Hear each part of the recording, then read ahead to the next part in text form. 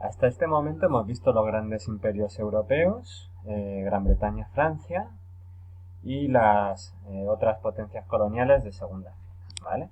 Pero os hemos dicho también que aparecen imperios que son extraeuropeos e imperios informales. El mejor ejemplo es Estados Unidos, ¿vale? ¿Por qué decimos que Estados Unidos también es una potencia imperial? Pues por tres cosas principalmente. Para empezar, Estados Unidos, si os acordáis, en un principio se limitaba a la costa este del actual Estados Unidos y se expande, por así decirlo, internamente a costa de toda la población indígena que nosotros venimos a conocer como indios y que aparecen representados en las películas del salvaje oeste, ¿vale? Toda esta expansión desde lo que sería la costa este, la costa atlántico de Estados Unidos, hacia el interior y hasta California y todo el extremo oeste de Estados Unidos se consigue a base de la expulsión de sus tierras de la población indígena y de la compra o expulsión de sus tierras de las antiguas potencias que tenían presencia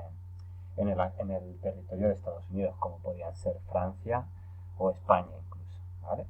Por otro lado también, Estados Unidos también ejercía un dominio colonial más directo sobre territorios como Puerto Rico, Filipinas, Alaska, ya fuese a través de guerras o a través de compras. De hecho, Cuba, Puerto Rico, Filipinas, que se explotan en régimen colonial o en régimen de protectorado, se obtienen después de la guerra de 1898 con España, ¿vale?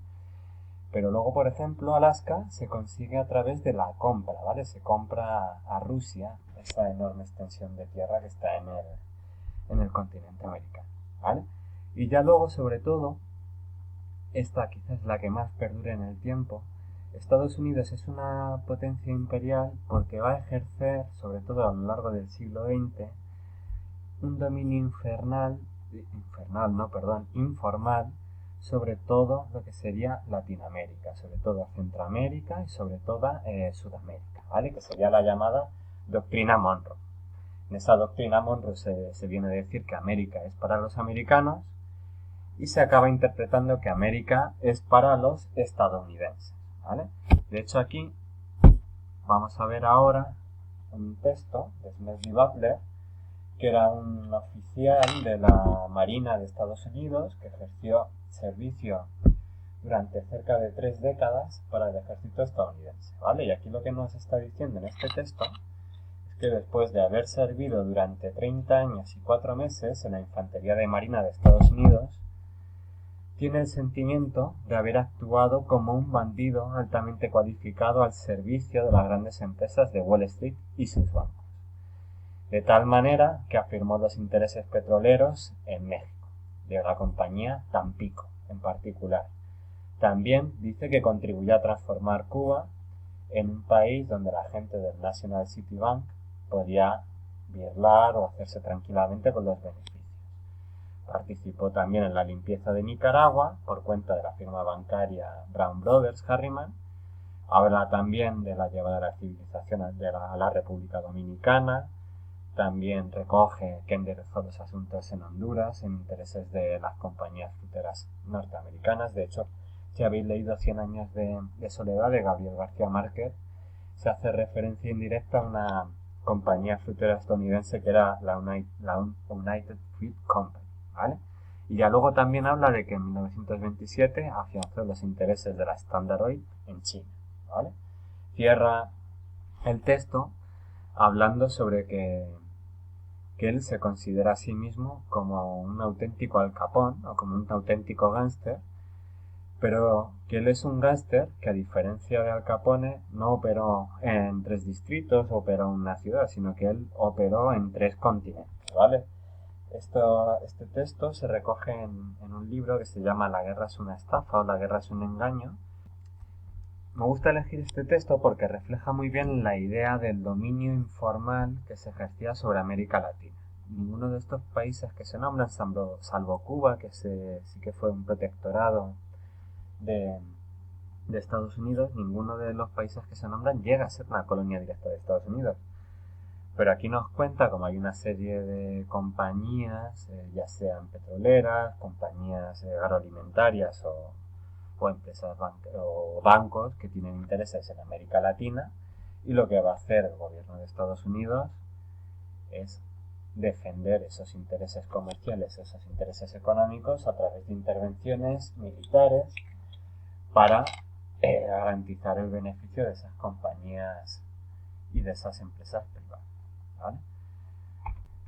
Vistas ya las características de los grandes imperios, lo que vamos a hacer es ver el tipo de colonias o el tipo de administración colonial que se establece en esos territorios dominados por las metrópolis, ¿vale? Pero lo que vamos a distinguir son 4 grandes tipos de administración colonial, ¿vale? Por un lado tenemos los llamados enclaves estratégicos. ¿Por qué se llaman enclaves estratégicos? Porque se sitúan en puntos que son zonas claves o zonas muy importantes para el control del tráfico marítimo o zonas muy importantes para el control militar de una región. Aquí en estos sitios lo que se quiere establecer es un puerto militar y comercial para establecer un control marítimo que permita una defensa de las rutas que utilice esa potencia para su comercio, ¿vale?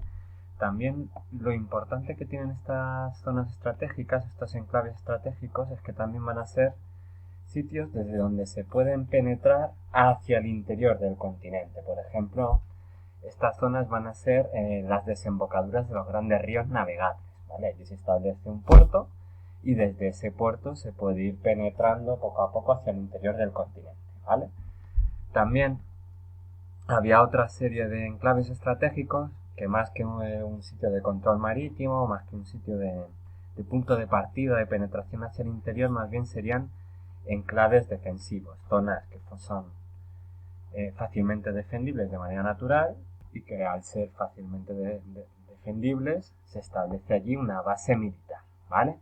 Ejemplos de enclaves estratégicos, por ejemplo, Ciudad del Cabo, en Sudáfrica. Enclave estratégico, Gibraltar. Gibraltar es un enclave estratégico muy claro y de hecho hoy en día sigue siendo una colonia británica en parte por el enorme interés comercial militar que tiene, ¿vale? Y otra gran colonia, ejemplo de enclave estratégico, es Singapur, en Asia, ¿vale? Luego por otro lado tenemos las colonias de explotación. Estas colonias de explotación se utilizan con un objetivo muy claro en mente, que es suministrar materias primas.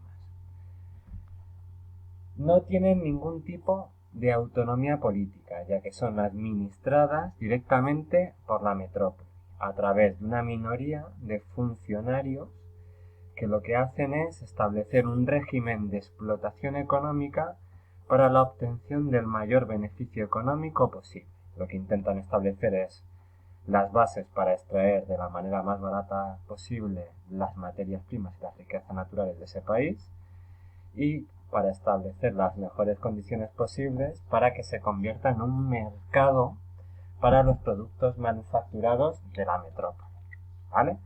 Ejemplo de colonia de explotación, el Congo belga. El Congo belga, como hemos dicho, era una colonia personal de Leopoldo II, cuya administración se basaba en explotar todas sus riquezas materiales y extraer el mayor beneficio económico posible, sin ningún tipo de miramientos contra la condición y la vida humana, ¿vale?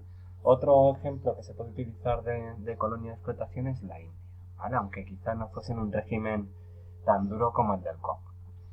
Por otro lado tenemos las colonias de poblamiento. Esas colonias de poblamiento lo que son territorios prácticamente vírgenes, vacíos. Por ejemplo, Australia, por ejemplo, Canadá, ¿vale? Que sí que tienen poblaciones indígenas, pero muy escasas. Y lo que van a hacer allí en esos territorios es fomentar las potencias imperiales la inmigración en masa de europeos, de millones y millones de habitantes europeos, ¿vale? Con lo cual, estas colonias de poblamiento acaban teniendo una mayoría de población blanca y la población indígena o la población autóctona acaba convirtiéndose en una minoría, ¿vale? En estas colonias de poblamiento lo que tenemos es que se van a acabar imponiendo un estilo de vida europeo, un estilo de vida metropolitano. Se impone, por ejemplo, la cultura anglosajona en Canadá. Y también en estas colonias de poblamiento, aunque parezca contraintuitivo, se les va a dar un amplio autogobierno, ¿vale? Prácticamente van a ser capaces de gobernarse a sí mismos, salvo en temas de política exterior. Por ejemplo, lo que ocurre en Canadá, por ejemplo, lo que ocurre en Australia y lo que ocurre en Nueva Zelanda. Llegando las características de su autogobierno a tal punto que se establecen como países democráticos puros mucho más rápidamente que la metrópoli, ¿vale? Por ejemplo, en una cuestión que vimos en clase, como es la del sufragio femenino, los primeros países que incluyen el sufragio femenino son países que tienen una característica común, que es ser colonias de poblamiento, ¿vale? Por ejemplo, en Nueva Zelanda y Australia, que son de los primeros países en aprobar el sufragio femenino, son, pues eso, colonias de poblamiento, ¿vale?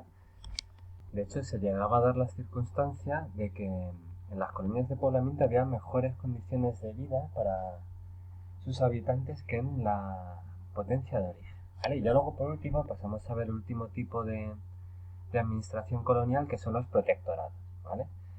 Los protectorados, no hagáis caso aquí al ejemplo que viene en el esquema, ya que Canadá y Australia sí que son protectorados, pero son técnicamente más una colonia de poblamiento, ¿vale? Los protectorados, por ejemplo, vienen a ser Marruecos, ¿vale? Es el mejor ejemplo de protectorado. Lo que va a ocurrir en estas colonias es que se van a respetar las autoridades políticas locales, las autoridades políticas indígenas, ¿vale?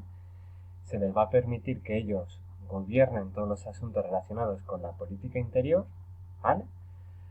Aunque en política exterior y en cuestiones militares van a ser los funcionarios metropolitanos los que van a establecer las grandes líneas estratégicas, ¿vale? Ejemplos claros de protectorados: Egipto y Marruecos. Aquí se respeta la figura de los sultanes locales, se permite que tengan cierta capacidad de autogobierno en política interior, aunque todo lo relacionado con política exterior y ejército tiene que seguir las grandes líneas de la potencia imperial, ¿vale? Y ya cerramos el tema del imperialismo con las consecuencias que tiene tanto para los países colonizadores como para los países colonizados, ¿vale? Lo vamos a ver a través de este esquema. Lo que vamos a tener es que a través de la imposición de una economía favorable a la metrópoli se van a establecer una serie de consecuencias económicas para los colonizados, ¿vale? Para empezar, van a sufrir una gran expropiación de tierras para crear plantaciones, ¿vale? Esas plantaciones van a estar en manos de grandes terratenientes de origen metropolitano que van a cultivar en función de las necesidades comerciales de la potencia imperial, y no se va a tener en cuenta las necesidades alimentarias de la población local, ¿vale? Lo que va a dar lugar en muchos casos a hambrunas en los lugares colonizados. También, como se quería establecer un mercado adecuado para los productos elaborados en la metrópoli, se va a proceder a la destrucción de la artesanía local, ¿vale? También se van a expoliar sistemáticamente las riquezas naturales de los países colonizados.